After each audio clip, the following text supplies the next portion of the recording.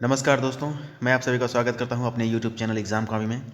दोस्तों आज हम पढ़ेंगे अशोक के बारे में, जिसमें हम 273 BC से लेकर के 232 BC तक हम देखेंगे। पूरे अशोक को हम जीवन काल को देखेंगे। और ये हम पढ़ रहे हैं किसमें? तो हम पढ़ रहे हैं मौर्य डायनेस्टी में। ठीक है, मौर्य डायनेस्टी में हमने किसको पढ़ा? पहले हमने पढ़ा चंद्रगुप्त मौर्य को, फिर बिंदुसारा को, फिर बिंदुसारा के बाद हम पढ़ेंगे अशोक को। आज हमारी अशोक पे क्लास होने वाली है। ठीक है, और अशोक से जितने भी प्रश्न बन सकते हैं उन सबको हम कवर करेंगे, डिटेल में देखेंगे। ठीक है, कि अशोक ने अपनी राजधानी क्या बनाया, क्या नहीं बनाया। तो ठीक है दोस्तों, अगर आपने चैनल को सब्सक्राइब नहीं किया है तो प्लीज़ सब्सक्राइब कर लीजिए, बेल आइकन को ऑन कर लीजिए, लाइक कीजिए, कमेंट कीजिए और शेयर कीजिए। तो हम स्टार्ट करते हैं अब। तो जैसा कि हम लोग अपनी पिछली क्लास में हम लोग डिस्कस कर चुके थे कि बिंदुसारा जो थे वो इनके अशोक के पिता थे। ठीक है, और अशोक के जो पिता हैं बिंदुसारा, उनका एक मंत्री है। ठीक है, राधा गुप्ता। वो क्या चाहता है कि जो राजा है वो अशोक बने। ठीक है, और अब अशोक राजा बन चुका है। तो अब हम देखेंगे क्या कि उज्जैन और पाटलिपुत्र के मध्य व्यापार होता था। ठीक है, जैसे देखिए, जैसे मान लीजिए कि ये भारत है, this is our India, but this is not actual India that time. This is actual, मतलब ये वास्तविक भारत था उस समय पर, बल्कि और भी इसका बड़ा क्षेत्र था।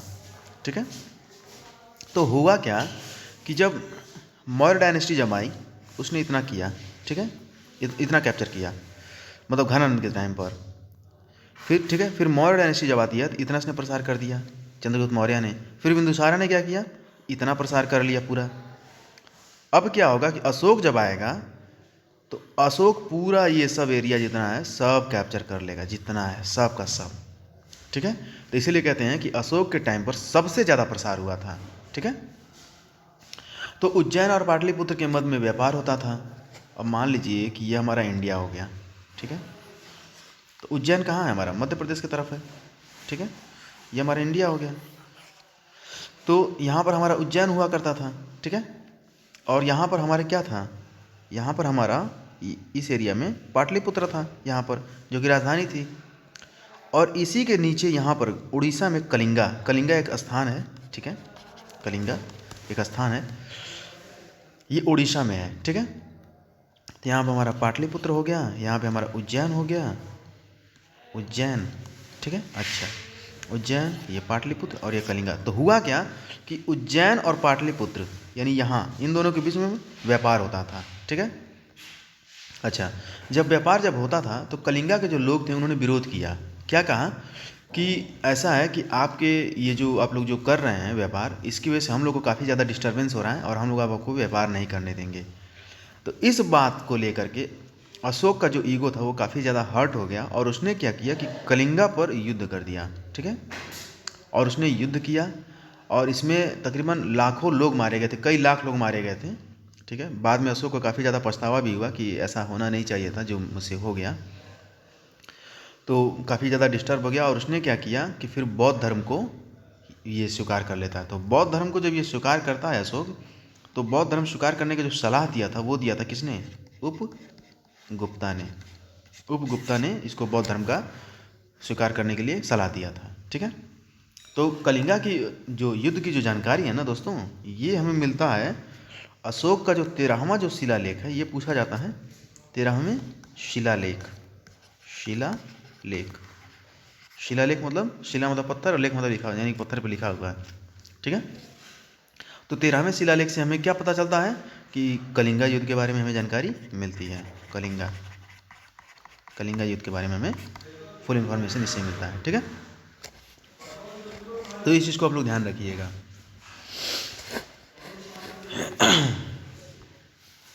तो इस प्रकार अशोक ने अब बौद्ध धर्म अपना लिया है। अब वो भी, उसका भी मन लगता नहीं है कहीं पर भी। अब क्या होगा कि अशोक ही मौर्य डायनेस्टी का सबसे पावरफुल राजा हुआ करता था। इसके बाद अशोक अब मर जाएगा और अशोक जैसे ही मरेगा अब यहाँ से मौर्य साम्राज्य का पतन शुरू हो जाएगा। मौर्य साम्राज्य का पतन। अब यहीं से इसका पतन शुरू हो जाएगा। ठीक है, तो क्या होगा, अशोक, पहले तो ये समझ लीजिए कि अशोक के जाने के बाद मौर्य साम्राज्य जो है ना वो दो भागों में बट गया। जैसे मान लीजिए कि ये मौर्य साम्राज्य है, ठीक है, तो मौर्य साम्राज्य जो है, मौर्य साम्राज्य, मौर्य साम्राज्य ये दो भागों में बटेगा। ठीक है, ये क्या हो जाएगा, पश्चिमी साम्राज्य, पश्चिमी साम्राज्य, साम्राज्य, ठीक है, और ये पूर्वी, पूर्वी साम्राज्य, पूर्वी साम्राज्य। अच्छा, तो इसमें क्या हुआ कि दो भागों में तो बढ़ गया, तो अब अशोक जब मर जाएंगे तो यहाँ पे फिर अब कमज़ोर कमज़ोर शासक आएंगे, और कमज़ोर कमज़ोर जब शासक आएंगे तो उनको फाइनेंशियली बहुत दिक्कत होगा। यानी कि क्या प्रॉब्लम होगा कि उनको अपने जो मंत्री होगा, जो सिपाही होंगे, जो भी कर्मचारी होंगे, उनको ये लोग पेमेंट नहीं कर पाएंगे। तो पेमेंट करने के लिए इन लोगों ने क्या किया कि अपना जो भी खजाना था उसको ये निकाल करके ये लोग अपने जो सैनिक हुआ करते थे उनको ये लोग पेमेंट करते थे, और आय का स्रोत कुछ था नहीं, और हमारा जो खर्चा जो था वो बढ़ता गया। यहाँ तक कि मूर्तियों को पिघला करके सैनिकों को वेतन दिया गया। ठीक है, इस चीज़ को ध्यान रखिएगा, कितने बुरे हालत हो गए कि मूर्तियाँ जो थी उनको भी पिघला करके मतलब अब ये लोग पेमेंट करने लगे हैं। ठीक है, और बौद्ध धर्म के प्रचार प्रसार के लिए बहुत ज़्यादा खर्चा किया इन लोगों ने, ये भी एक प्रॉब्लम था। और यहाँ तक कि अपने पुत्रों को श्रीलंका तक भेज दिया। अशोक का जो पुत्र था वो भारत से निकल करके वो श्रीलंका चला जाता है। किस लिए? क्योंकि उसको बौद्ध धर्म का प्रचार प्रसार करना है। उसके पिताजी कहते हैं कि ऐसा है कि तुम श्रीलंका तक जाओ, भारत तक तो हम सीमित कर ही लिए हैं, अब तुम श्रीलंका जाओ और वहाँ पर जा कर के अपना बौद्ध धर्म का प्रचार प्रसार करो। ठीक है, अब मैं एक डायग्राम बनाने जा रहा हूँ, इसको थोड़ा सा आप लोग ध्यान रखिएगा।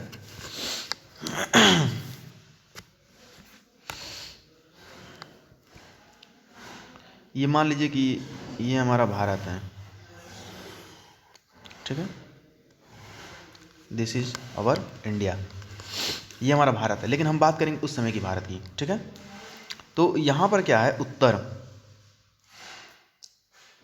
उत्तर, ठीक है, ये हो गया हमारा दक्षिण, ये हो गया पश्चिम, और ये हो गया पूरब, ये पूर्वी है। ठीक है, पूरब। अच्छा, तो इनका जो था ना वो 5 कैपिटल था।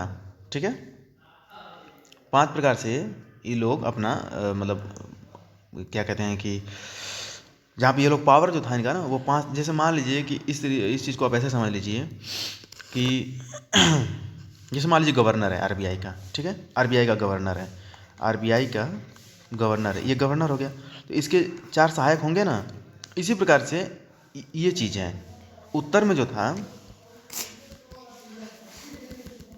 एक मिनट, उत्तर में जो है वो तक्षशिला है, इसको ध्यान रखिएगा। कलर रुकिए चेंज कर लेता हूँ। उत्तर में क्या है, तक्षशिला है,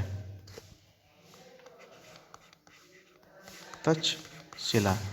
ठीक है, उत्तर में तक्षशिला। ठीक है, और यहाँ पर क्या है, पश्चिम में उज्जैन, उज्जैन। ठीक है, और यहाँ पर क्या है, दक्षिण में क्या है, स्वर्णगिरी है।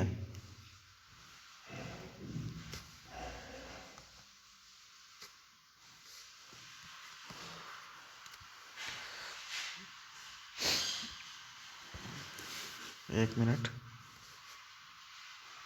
स्वर्णगिरी, ये स्वर्णगिरी हो गया। ठीक है, अच्छा, और पूरब में क्या हो गया, ये कलिंगा हो गया, और यहीं पर हुआ था कलिंगा युद्ध। ठीक है, अच्छा, अब क्या होता है कि ये चारों तो हैं ही, लेकिन मुख्य मुख्य जो शक्ति जो थी ना वो सेंटर में थी, और वो सेंटर कहाँ था, मगध, मगध। ठीक है, ये बीच में जो शक्ति थी वो थी क्या, मगध, मुख्य शक्ति,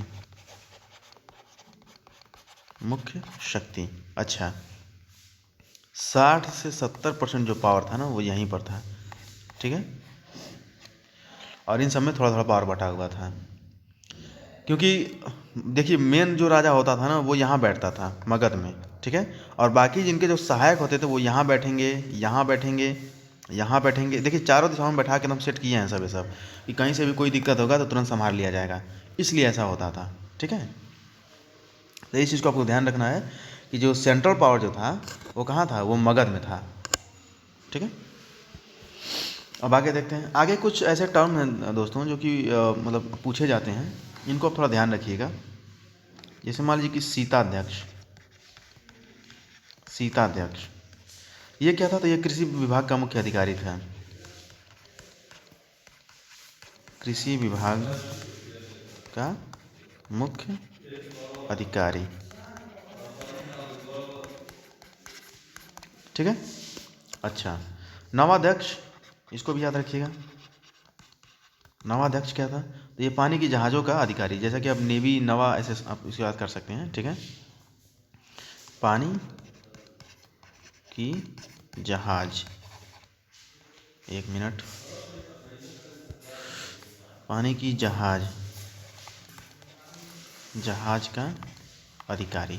ठीक है, लोहाध्यक्ष, नाम से ही लग रहा है लोहा, मतलब जाहिर सी बात है हथियार हथियार कुछ बात करेगा ये, तो ये हथियारों का मुख्य अधिकारी था, लोहे के हथियार, लोहे के हथियारों का मुख्य अधिकारी। ठीक है, फिर एक होता है पौवाध्यक्ष, पौवा, तो आप लोग ऐसे इसको ऐसे याद कर सकते हैं कि पौवाध्यक्ष मतलब जैसे एक पाव दो पाव नहीं होता है, तो एक पाव दो पाव हम लोग कहाँ इस्तेमाल करते हैं, हम लोग इस्तेमाल करते हैं किसमें, माप तौल में, तो इसको माप तौल आप याद रख सकते हैं, माप तौल अधिकारी। ठीक है, माप तौल अधिकारी। फिर अकाराध्यक्ष, अकाराध्यक्ष कौन था, तो ये था खनन विभाग का, खनन विभाग का अधिकारी। हाँ, एक ये याद रखिएगा, दुर्गापाला, दुर्गापाला, जैसा कि दुर्ग मतलब आप लोग जानते हैं किला होता है, ठीक ना, तो कि ये किलो का गवर्नर हो गया। एक मिनट इसको हटाने दीजिए, किलो का गवर्नर, गवर्नर। ठीक है, तो हमने क्या देखा, हमने सीताध्यक्ष देखा, कृषि विभाग का अधिकारी, नवाध्यक्ष नेवी वाला यानी कि पानी की जहाज का अधिकारी, लोहाध्यक्ष हथियारों वाला, इसको याद रख सकते हैं आप लोग, पौवाध्यक्ष माप तौल वाला, अकाराध्यक्ष, अकाराध्यक्ष खनन विभाग का, अकाराध्यक्ष मतलब थोड़ा सा कुछ टेक्निक बनाइएगा कि कैसे याद कर सकते हैं। दुर्गापाला तो आप याद रख सकते हैं कि दुर्ग मतलब पीरा होता है, तो किलो का गवर्नर हो गया ये, तो ये टर्म पूछे जाते हैं, इसको याद रखिएगा। ठीक है, अब हम बढ़ेंगे कि मौर्य डायनेस्टी में जो ये राजस्व विभाग जो था वो कैसे काम करता था, राजस्व विभाग ये कैसे काम करता है। ठीक है, अच्छा तो देखिए इसमें दो टाइप थे, एक है आपका सन्निधाता, सन्निधाता एक है, और दूसरा कौन है, समहर्ता, समहर्ता। तो ये क्या चीज़ है, तो सन्निधाता का मतलब ये हो गया कि पूरा कर सन्निधाता को समहर्ता ला करके देता था, और यह इस पूरे कर की देख रेख करता था। ठीक है, जैसे मान लीजिए कि ये समहर्ता हो गया, ये समहर्ता हो गया, कहाँ गया ये, हाँ इधर, मान लीजिए समहर्ता भाई साहब है, समहर्ता मतलब कोई नाम नहीं था, ये पद था। ठीक है, समहर्ता भाई साहब नहीं है, मतलब समहर्ता ये पद है। ठीक है, अच्छा तो ये समहर्ता है। ठीक है, अब ये क्या करेगा कि ये पूरा टैक्स इकट्ठा कर लेगा और ला करके सन्निधाता को दे देगा, यानी कि पूरा कर सन्निधाता को कौन, समहर्ता, समहर्ता लाकर देता था। ठीक है, ला करके देता था, और ये क्या करता था, तो ये कर की देख रेख करता था। मतलब समर्था ने क्या किया कि सारा टैक्स इकट्ठा कर लिया, पूरा गांव से, पूरा समाज से, पूरा इलाके से, पूरा मतलब पूरा पैसा इकट्ठा करके ला के सन्निधाता को ला कर दे देता है, और कहता है कि अब यहाँ से तुम्हारी जिम्मेदारी शुरू होती है। ठीक है, और इनका क्या काम था समर्था का, तो वही जो मैंने बताया आपको कि पूरा कर ये कर टैक्स मतलब, ठीक है, पूरा कर साम्राज्य का एकत्रण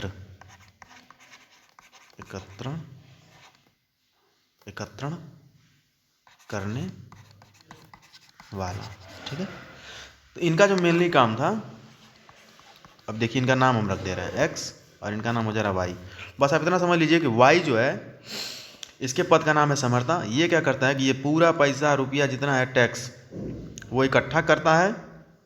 बस इसका काम बस इतना है कि ये इकट्ठा करेगा और ये क्या करेगा कि ये ला करके सन्निदाता को ला के दे देगा, कहेगा कि भैया मैंने अपना काम कर दिया, अब तुम्हारा काम यहाँ से शुरू होता है, अब तुमको इस टैक्स का जितना देख रेख करना है करो, राजा साहब को जाके बता दो, ठीक है। बस इससे ज़्यादा कुछ नहीं इसमें। तो सन्निधाता और समर्था याद हो गया। समर्था मतलब पूरा टैक्स इकट्ठा करने वाला, सन्निधाता मतलब उसको पूरा टैक्स को देख रेख करने वाला, ठीक है। अब हम बात करेंगे जासूस की। जासूस का सिस्टम क्या था। आपको पता है कि प्रेजेंट टाइम में भी भारत में रॉ है, ठीक है, पाकिस्तान में आईएसआई है, मोसाद है, वहाँ पर क्या कहते हैं, शायद मोसाद वहाँ पर है ना, बता रहे एक मिनट, इजराइल में शायद मोसाद है, मैं कंफर्म नहीं, लेकिन मुझे जहाँ जहाँ मुझे लग रहा है ना मोसाद इजराइल में ही है, ठीक है। तो ऐसे ऐसे और वहाँ पे अमेरिका में CIA है। तो कहने का मतलब ये है कि सब लोग अपना अपना जासूस का जो मतलब सिस्टम है वो बना करके रखे हुए हैं। तो उस टाइम पर भी जासूस की प्रणाली हुआ करती थी, ठीक है। तो ये भी दो टाइप के थे, ठीक है, ये भी जो थे ये दो टाइप के थे। इनको देखिए, अब ये मौर्य साम्राज्य में दो टाइप के जासूस कैसे थे। तो एक का नाम था संस्थाना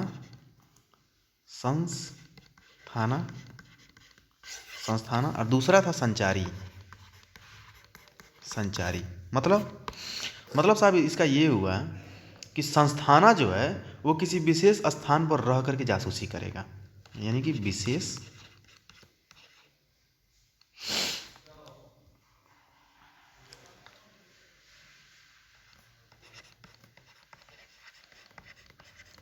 स्थान पर रहकर जासूसी करना, ठीक है। अच्छा, संचारी ये एक स्थान से दूसरे स्थान तक जाकर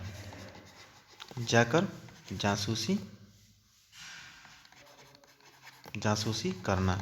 मतलब जैसे मान लीजिए कि ये संचारी है, ये एक्स जो है ये संचारी हैं, संचारी जासूस है, और ये जो है वाई जो है ये क्या है, ये संस्थाना है। अच्छा, तो वाई का काम ये रहता था कि वो एक विशेष, जैसे मान लीजिए कि ये पूरा डायनेस्टी है, पूरा साम्राज्य है, ये पूरा एकदम ये साम्राज्य है मौर्य का, ठीक है। अब यहाँ से यहाँ तक हज़ारों किलोमीटर का पूरा दूरी है। तो संस्थाना जो है वो क्या करेगा कि उसको जो राजा कह देगा तुम ऐसा करो, तुम इतना ही एरिया में रह करके जासूसी करो और देखो कि मेरे खिलाफ कौन क्या बोल रहा है, कौन क्या सुन रहा है, सब मुझे आकर के बताओ, ठीक है। तो यानी कि ये बस इतना ही एरिया में रह जाएगा ये संस्थाना। लेकिन संचारी आपने नाम सुना भी होगा, संचारी शब्द आपने नाम सुना होगा, ठीक है, कि संचार मतलब इधर उधर नहीं होता है कि संचार का माध्यम मतलब यहाँ से वहाँ, वहाँ से यहाँ, यहाँ से वहाँ, ऐसे ऐसे। तो संचारी में क्या होता है कि मान लीजिए आप यहाँ पे रह रहे हैं, राजा कह दिया कि एक स्थान ये है और एक स्थान ये है, तो इन दोनों स्थानों में मान लीजिए कि यहाँ पर एक्स है, ठीक है, एक्स जो है संचारी जासूस बैठा हुआ है। तो राजा कह देगा ऐसा है कि ये एक जगह है यहाँ पर पूरब में, थोड़ा जाओ और पता करो कि मेरे बारे में वहाँ पर क्या क्या मतलब चल रहा है, मेरे बारे में कुछ अच्छा बात कर रहे हैं कि कुछ बुरा कर रहे हैं, कि मेरे खिलाफ कुछ षड्यंत्र हो रहा है। तो संचारी क्या करता था कि वो यहाँ से निकल करके, यानी इस स्थान से निकल करके, ठीक है, वो यहाँ पर जाता था और पूरा जासूसी करके वापस आता था और राजा को बताता था। और यहीं संस्थाना की बात करेंगे तो संस्थाना एक ही स्थान पर बैठा रहता था। इसका दायरा मतलब छोटा होता था, 2-3 किलोमीटर के रेंज में ही, 4 किलोमीटर 5 किलोमीटर के रेंज में ही अपना घूम फिर करके जासूसी करके घर आ जाता था। तो इस प्रकार से दो प्रकार के हमने जासूसों को देखा, एक संस्थाना और एक संचारी। संचारी का काम क्या था, पूरा दूर दूर तक जा करके जासूसी करना और राजा को आकर करे रिपोर्ट करना। और ये जो थे क्या कहते हैं संस्थाना, ये एक ही स्थान पर रह करके अपना जासूसी करते थे। ठीक है। एक आप शब्द सुनेंगे इसमें, विषकन्या।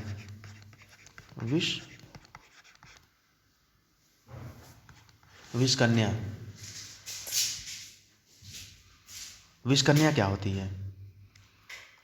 तो विषकन्या क्या करती थी कि अपनी जीभ में किसी भी खास तरीके का जहर रख लेती थी और समय आने पर राजा के दुश्मन को काट करके मार देती थी।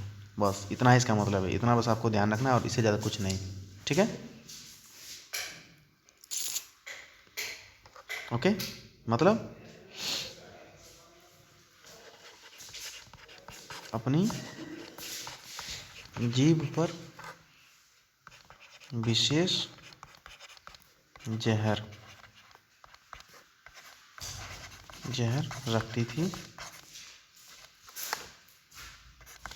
ठीक है।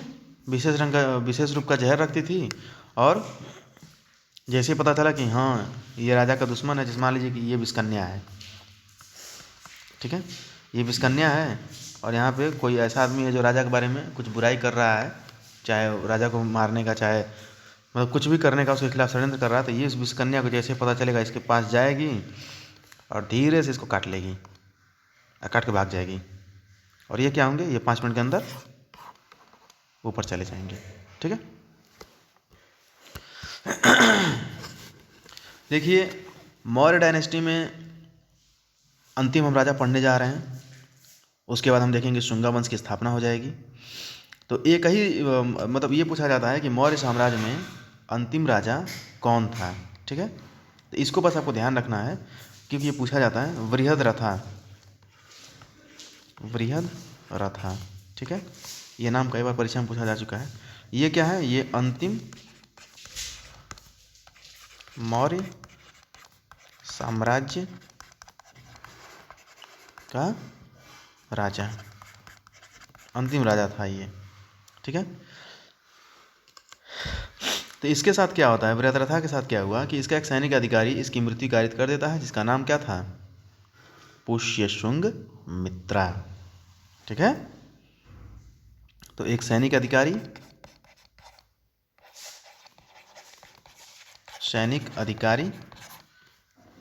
क्या करेगा, इसको मार देगा।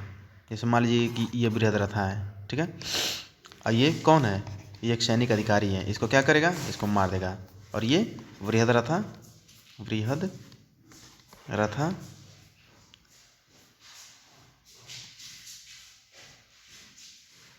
ये बृहद्रथा।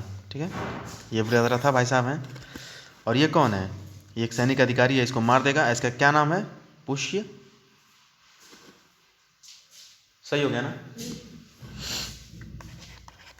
पुष्य शुंग मित्रा। ठीक है, ये इनको मार देंगे। क्यों, क्योंकि अब एकदम कमज़ोर राजा हो चुके हैं और यही एक अंतिम राजा बचे हुए हैं। अब ये मरेंगे और इसके बाद क्या आएगा, शुंगा वंश, शुंगा डायनेस्टी। ठीक है। तो शुंगा वंश को हम अब अपनी अगली कक्षा में पढ़ेंगे और देखेंगे कि शुंगा वंश क्या है, कैसे इसकी स्थापना होती है। मैंने इसका एक थोड़ा सा झलक बता दिया आपको कि एक सैनिक अधिकारी था ये और कुछ नहीं था। इसने बृहद्रथा को मार दिया और ये शुंगा वंश का स्थापना कर दिया। ठीक है। तो मिलता हूँ फिर मैं दोस्तों आपको अगले वीडियो में कुछ नए इन्फॉर्मेशन के साथ, ताकि आप लोगों का पेपर जो है वो क्लियर हो सके। और थोड़ा सा दोस्तों देखिए डिस्टर्बेंस मान रहा हूँ कि हो सकता है, क्योंकि घर में थोड़ा सा काम भी चला है और लेकिन क्लास लेना भी ज़रूरी है, इसलिए थोड़ी वीडियो जो है काफ़ी दिन पर आ रही है। तो इसके लिए मैं क्षमा चाहूँगा। बस ये 1 हफ्ते की बात है, उसके बाद हम कंटिन्यू वीडियो आएगी। मुझे खुद ही बहुत दुख होता है कि मैं वीडियो नहीं बना पा रहा हूँ, और क्योंकि अगर एक बच्चा भी अगर अपने मन से सब्सक्राइब किया है तो मेरा ये फ़र्ज़ है कि मैं उसको ये मतलब वीडियो प्रोवाइड कराऊँ। ठीक है दोस्तों, तो अपना ख्याल रखिए, अच्छे से रहिए। ठंडी बहुत ज़्यादा है, तब तक के लिए नमस्कार।